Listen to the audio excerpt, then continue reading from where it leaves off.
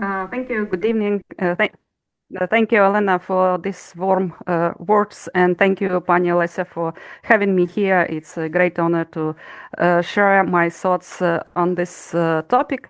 So today we are going to talk about the gray zone concept, and I think that you know that this term is usually used in relation to the dynamics between Russia and its neighbors, and Europe is not usually included in this equation. It is usually Ukraine, Belarus, Georgia, or other post-Soviet countries. However, there are several reasons why we are going to talk about Europe as a gray zone here. Firstly, Russians tend to depict a potential future in their propaganda. They imagine that they have just acquired Ukraine and are trying to deal with these new borders, with this new gray zone, and they are preparing to master and influence this contested neighborhood, this near broad, this buffer zone, whatever. So, and they are trying to share this image with us, with the audience. And secondly, of course, since Trump came to power, he and his administration have adopted these ideas of about falling, useless, ungrateful Europe, and this was reflected in the peace talks, of course, where the big players should talk and the rest should just obey. And of course, neither Trump nor Putin considers Europe to be the big guy. And the media, as you can see here, so the recent news, the media has echoed some of these statements. Here are just few recent examples. The head of European diplomacy, Kaja Kallas, mentioned the idea of the US attempts to divide Europe, and she also mentioned that Americans do not like the European Union. And you also can see this news piece by the BBC. So they used this verb sell in relation to Europe. So all these events and statements definitely has inspired Russian propagandists, and some of their ideas have become more prevalent. We will discuss these ideas. So here, the plan for today, at first, of course, we will discuss some background, Soviet and post-Soviet. After that, we will be trying to understand the gray zone concept.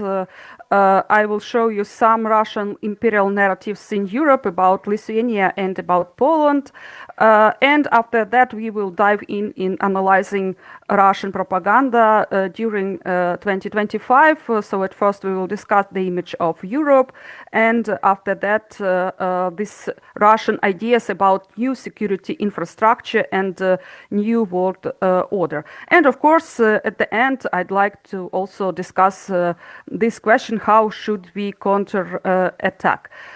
So at first, let's discuss this idea where we have like different times, different wars, but the same narratives from Russia.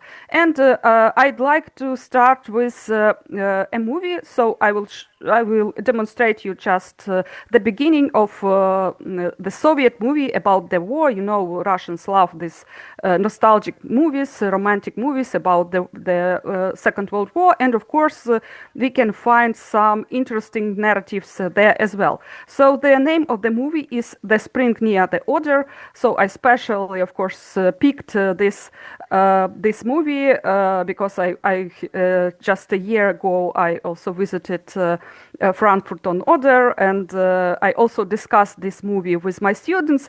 So I'd like you. I also want this lecture to be kind of interactive, so I will demonstrate you this movie, the beginning of this movie, and I want you to answer these questions. You can use the chat function. So what images of Europe are used here, and what do these images represent? So give me a minute and I'll share this movie with you. Just a minute. So my task is for you just to watch this movie and to try to see maybe some images of Europe will come to mind.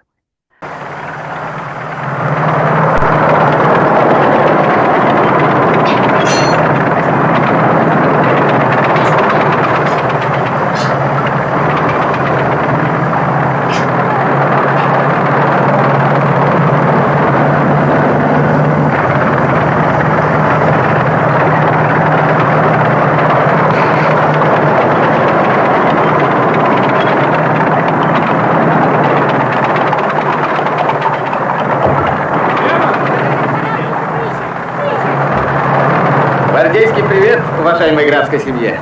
Здравия желаем. На чем только не ездил. На плотах, лодках, аэросанях, нартах. А вот в карете не приходилось. Милости просим. Ага, спасибо. Ну а где же высокородный хозяин кареты? Догоняю, а как догоню самого, запрягу и дальше поеду. Таня? Танечка! Вы живы? Как видите. Бог ты мой, вот тебе пришлось встретиться, да? В 41-м году вместе из окружения выходили. Если честно говорить, то и я, и все мы, кто там был, вам жизнью обязаны. Да ну что вы. На войне все друг другу жизнью обязаны. А уж если мы кому и обязаны жизнью, так это мертв. Прав я, солдат? А вы откуда родом? Псков. Мы псковские. А вы? Воронежский. А я сибиряк, Красноярского края, село Новоселово. И занесло в такую глушь под самый Берлин. Подумать только. Война? Yeah, so we will start here. Just a small extract from this movie. So my question was, which images of Europe are used here, and what do these images represent? So you can use chat to send just brief answers. So how Europe is described here when Russians are coming? Yes, so. This is like Germany, they are near the border, and it was like the last obstacle to go further and to get to Berlin. Do we have anything in our chat? Yeah, so Katerina, thank you.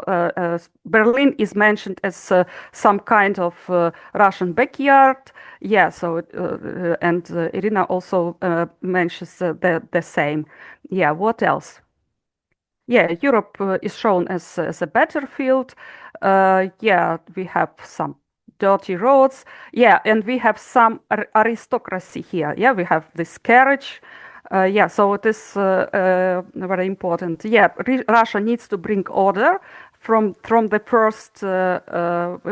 We see it from the beginning. So yeah, so let's discuss some pictures from that. So yeah, Russia is now a master of this territory, and we can see that here, for example, we see this announcement that Russians in Germany, they will master this village, and in this village it is possible, for example, to exchange their codes.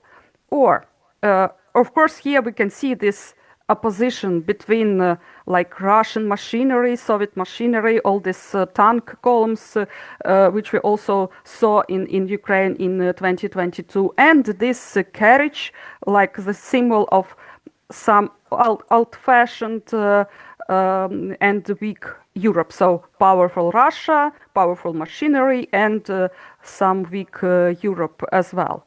Yeah, so this is also was an interesting idea. So we see a woman here, and of course, maybe you notice their dialogue. Yeah, so she represents suffering of Russians, and of course, we see that Russians are ready to sacrifice themselves to liberate Europe.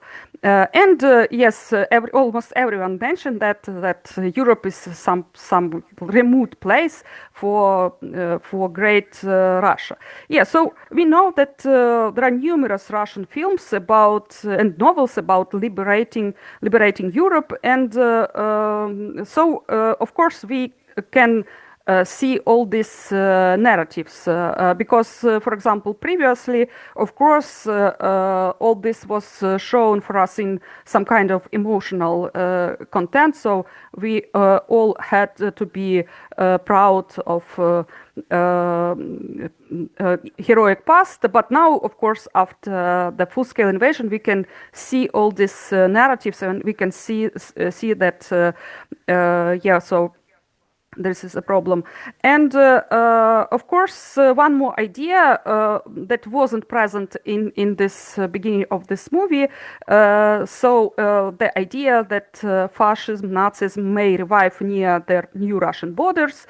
And of course, that's why Russians should guard these borders and put things in order. So in this film lately, we can see Bormann, and he is speaking with different German guys and saying that yes, we will do everything to save Nazism as well. So here are just few narratives, and we can say that definitely for Russia this Second World War has never ended, and now some ideas from Soviet propaganda are being mentioned again. Today, of course, in this perspective of the peace talks, I have come across this idea of the second Yalta for several times, and of course for Russians this idea is very important because they are Russians were able with other powerful people to decide Europe's fate. As far as Europe has welcomed fascists again in Ukraine and is unable to deal with them, so Putin, of course, needs the second Yalta. And here we also can see the famous photo from Yalta from 1945, and it is also remarkable that in 2004 Putin and Kuchma decided to create and install this monument with these big guys, and there are several things should be mentioned. Firstly, the big guys who divided the world were commemorated, and for Putin it was extremely important. A monument to Stalin, the Soviet leader who deported Crimean Tatars and other people from Crimea, was installed in Crimea.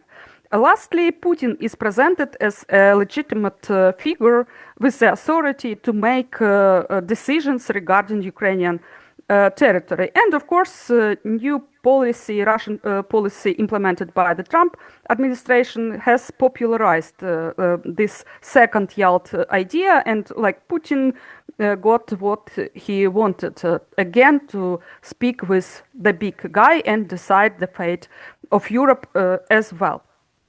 And there is also material that helps us to see this continuity of the Russian idea of Europe, such as speeches, for example, by Russian presidents. I observed the same ideas we've just analyzed in the Soviet movie.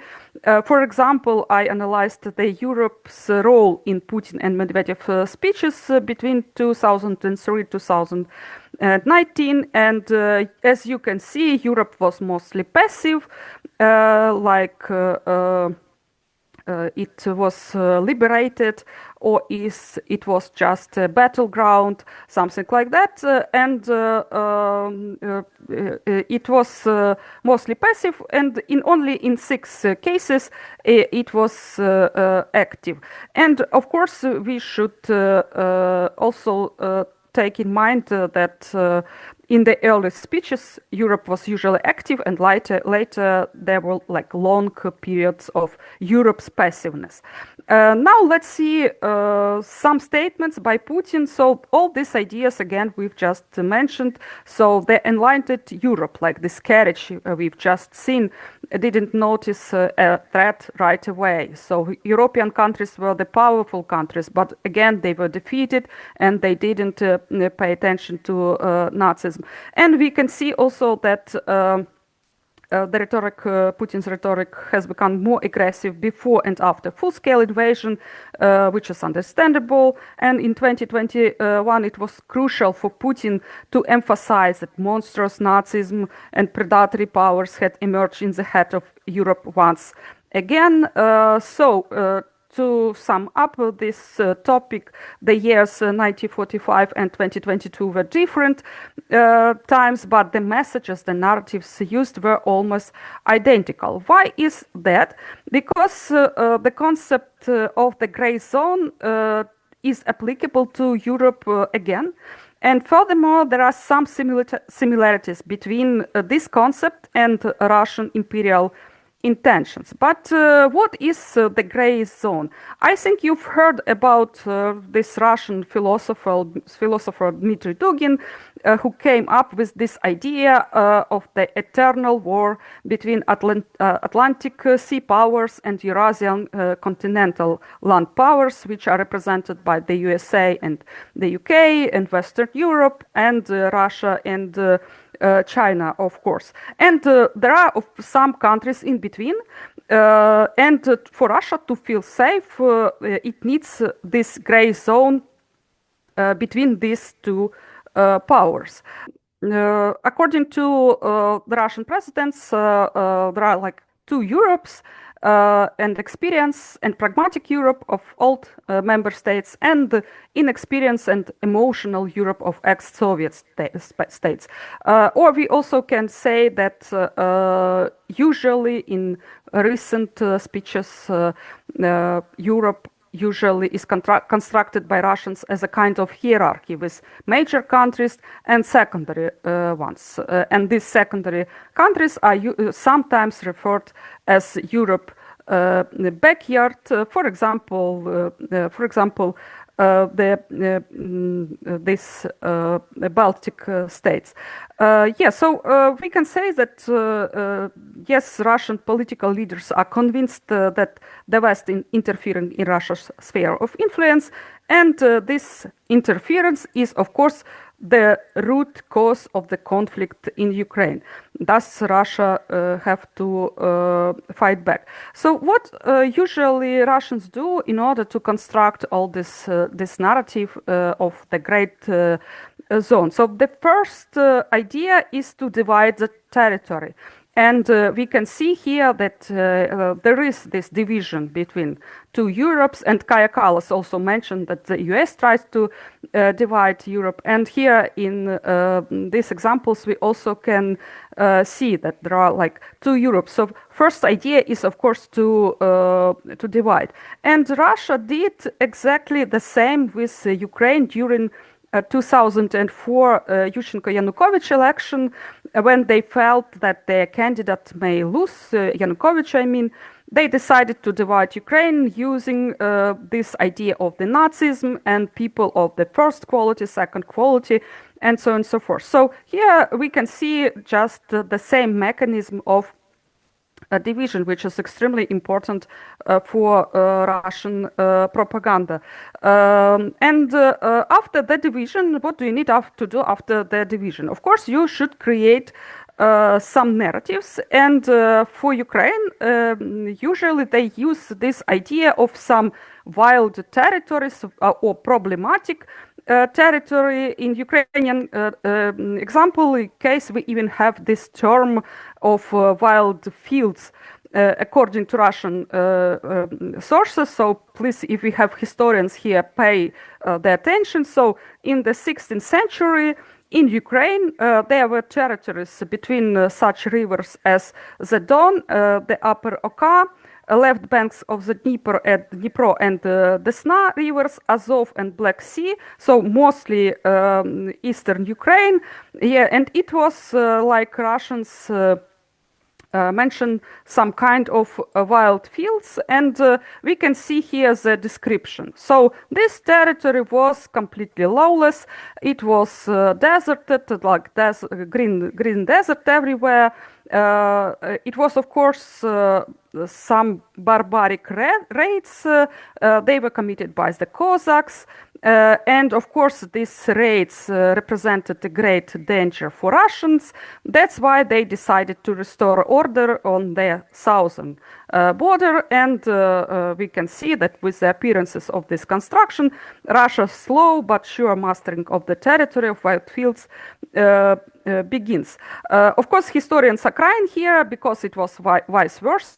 So not Russians civilized Ukrainians, but vice versa. But still, here is like the narrative for this kind of great zone. So it's lawless, barbaric, chaotic, and it possesses some danger to Russia. So this is the equation: some chaotic lawless, problematic territory near Russian borders, danger, and Russia should interfere.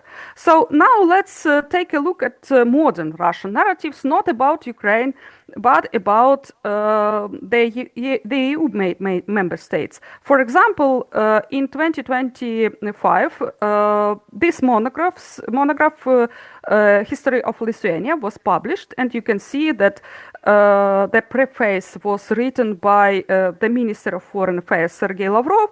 And you know that before the full-scale invasion, Putin also published some I would say texts about Ukrainian history, and it was like official version of Ukrainian history written by Russia. So it is the same when it comes to Lithuania. And so while reading this book, I was surprised by the many similarities. So let's see this narrative once again. For example, we see that Lithuania flourished as a part of the Russian Empire, and before that it was considered a backwards territory. So wild fields, the first part of the equation, check. So the second part is danger. Let's see the second part. So the USSR saved Lithuania from being absorbed by Nazi Germany.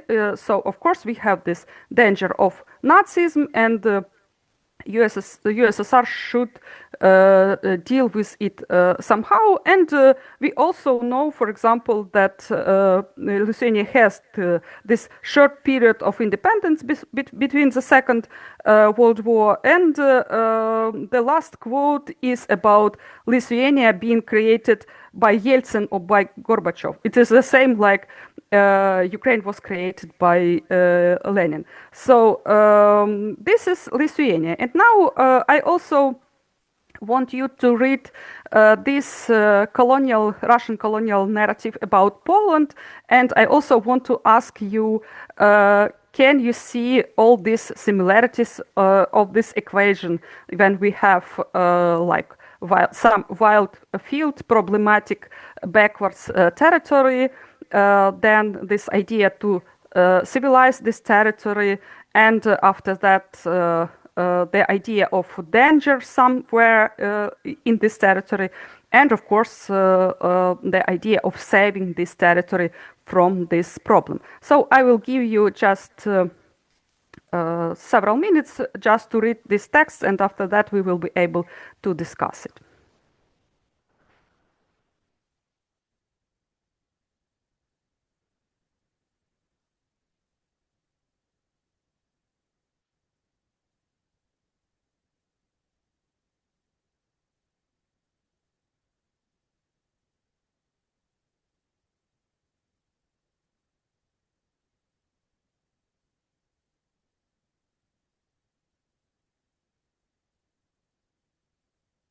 So we can say that this we can see this narrative once again. A year ago, when I was teaching at Viadrina, I also had some Polish students, and they were completely shocked with this text. They weren't prepared for this, but still it is the same. Yeah, so Poland was some kind uncivilized, barbaric nation, and Russians made Polish a nation. Yes, so they had this backwards feudal system, and they were stuck in Middle Ages, and of course Russia gave them everything. And again, here we can see that now Poland possesses this danger because they help Ukrainians, thus Russia again might interfere. And just briefly, I wanted to mention this idea because maybe you didn't know, but Berlin is also a Russian city, and so there are several Russian narratives as well about Berlin. And so idea here that why is Berlin is described as Russian city because everything in Berlin is Slavic, and Slavic means, of course, Russian. So we can conclude that Russia has invented several colonial narratives about Europe. Therefore, this gray zone concept is not about only post-Soviet territories. So, according to Eva Thompson, an American researcher of Polish origin, the Russians believe that they are moving forward to defend themselves. That's why this idea of gray zone is extremely popular in Russian discourse. So for Russians, there is always a dangerous gray zone nearby, and Russia should invade it to defend itself. So this scenario is constantly repeating. And I also want you to notice this quote that Russia has the feeling that its sovereignty is under attack by any anti-Russian environment in the near abroad. Now let's discuss is Europe Russian gray zone analyzing propaganda and is this statement true or not? So let's start with some techniques Russians use in their propaganda. So let's start with to constructing this image of Europe in Russian modern Russian propaganda. So I will give you some quotes and you see that some you can't see several words. So I will give you some quotes, and I will ask you to guess what word is missing here. So I will give you again several minutes and try to guess what characteristic of Europe is used here in all these three quotes by Russians. So you also can use chat to send your answers.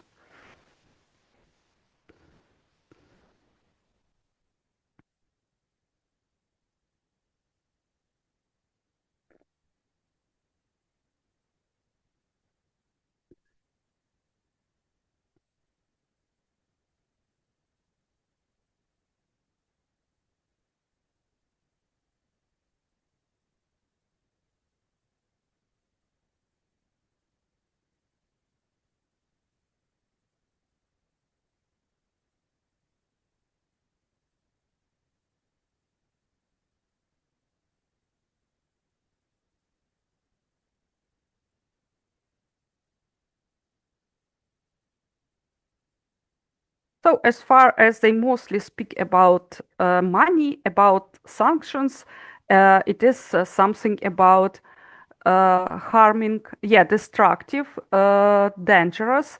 What else?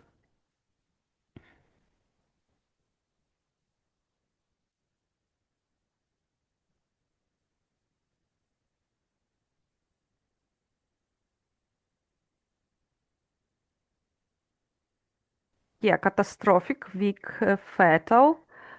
Okay, I will show you now the right answer.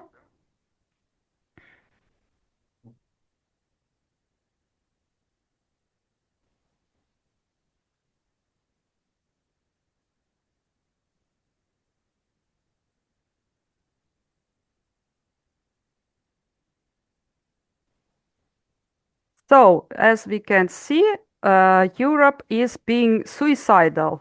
Yeah, so this is the first idea. So, Europe is like incapable of caring, or it is harming itself.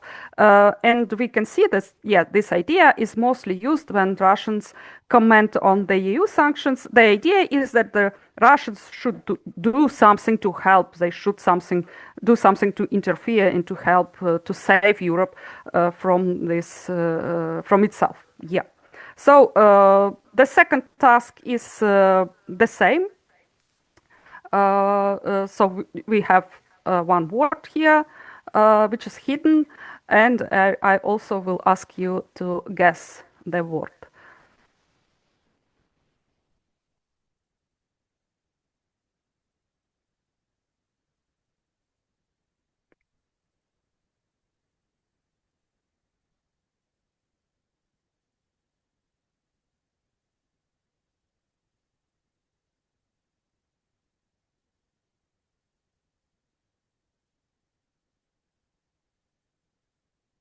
Yeah, Russophobia. Thank you, Valeria. So it is, of course, it is obvious here, and I would say so.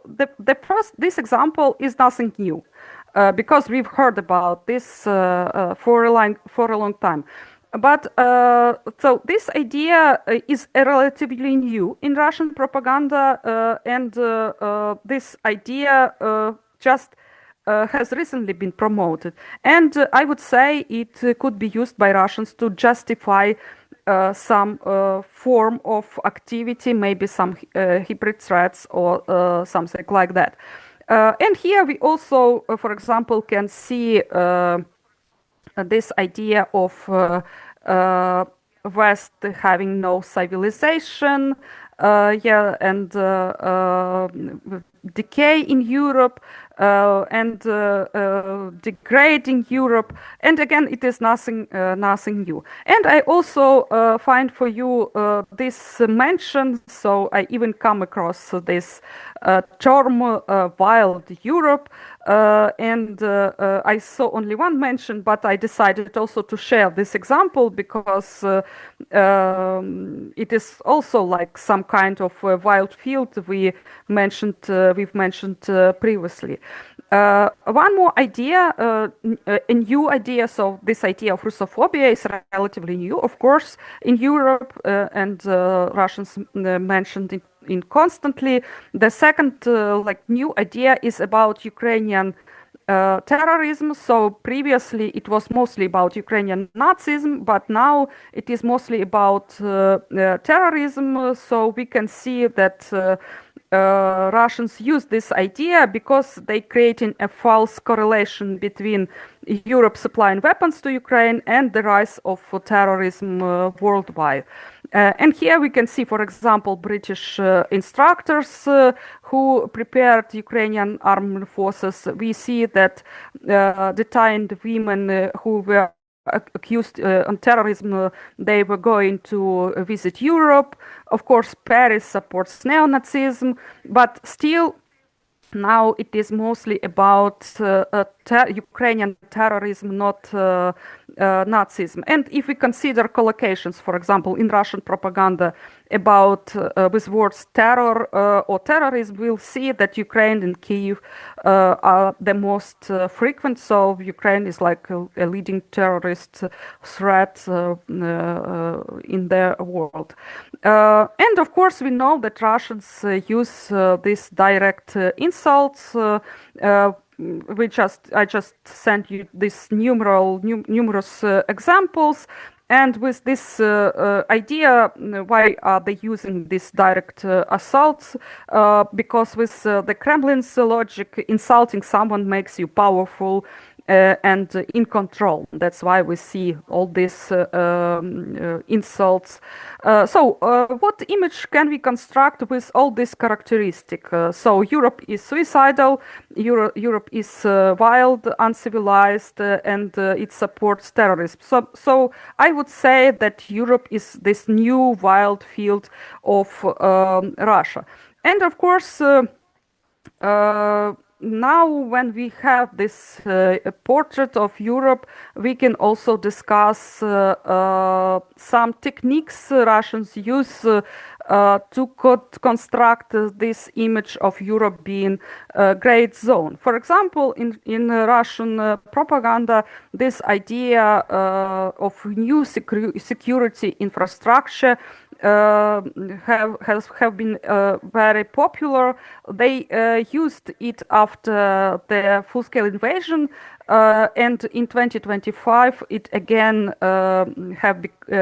has become prominent. So what is the tactic here to promote this idea that Europe, the gray zone Europe, needs new security infrastructure? So the tactic is extremely interesting. So the first move, the first step is to quote your enemy. So at first they disseminated this idea, quoting Macron and other European politicians and top officials. After that, the second step, agree with your enemy. So it is kind of a false dialogue between and the enemy and Putin and Lavrov. And the second step, use the firehorse of falsehood, numerous channels, sources to disseminate this idea, because Russians think that each source is equal and everyone has his or her own truth, and they creating this false balance. For example, they use independent experts who say the same idea that Europe's security in architecture will be determined without Europe's participation, or Europe is losing its importance. And again, the meeting between between Putin and Trump, they also will in long term form a new world order. Of course, Russians use different politicians, right-wing or left-wing politicians, and here we also can see almost the same ideas. Again, more politicians, Tucker Carlson, bloggers, and also I wanted to show you this data. So here are the most popular European politicians in Russian propaganda. And we can see that Orban and Fico are extremely popular because, of course, they share the same ideas, and Russians are extremely happy with it. But still, I'd like to ask you, is everything okay? So I mentioned that the first step to promote this narrative that Europe needs new security infrastructure. So the first step was to quote Macron. But when we read the news item, we can see that something is wrong. So it wasn't the main message of Macron. Of course, he mentioned Russia speaking about security, but Russians tried to take some phrases out of the contents, and they created this idea. So here you can see, to compare Russian version of Macron's statement and this statement which was published by Deutsche Welle. So, of course, Macron mentioned Russia, but his message was about strength in Europe. It was about carry out a possibility to carry out long-range military strikes, and he also said that it is time for a strong Europe, not a time to give up and to discuss or to obey Russia's principles of new security infrastructure. Of course, Russians also trying to construct this new world order, and I also can mention again Dugin. So he says here, for example, that Moscow and Washington should establish a new world order, and after that we can see numerous, again, this choir of numerous experts, politicians, Russians, and from other countries who just repeat the same message. And it is interesting, for example, that in this context, Putin is seen as a kind of moderator. So we can see that mostly everyone says that yes, Russia and the USA, or Russia and India, Russia and BRICS countries, Russia and North Korea will form this new order, new world order. But after that, we can see this Putin performing the role of some kind of moderator, and he also corrects everyone and says that we just need to shape, not to form, but to shape this world order. And we here are in the state of confusion. Is Russia forming this new order or not? And I would say that this confusion is also a tool of Russian propaganda. This confusion arises when, for example, Medvedev threatens Europe with nuclear attacks, and then Putin says, no, Russia does not want a war in Europe. So the main idea, of course, to spread this confusion, and in this state of confusion, of course, the enemy should be anxious and should feel some stress, and so on and so forth. So let's turn to conclusion to have more time for discussion. So what should we do to fight Russian propaganda? Of course, at first we should recognize that for Russians, for Russian people, this war not about Ukraine. It is about Europe. I once listened to a paper presentation at a conference, and it was about war coverage in the Italian press, and the speaker said that for the first 2 weeks, newspapers used the term the war in Europe. But afterwards, they simply changed it to the war in Ukraine.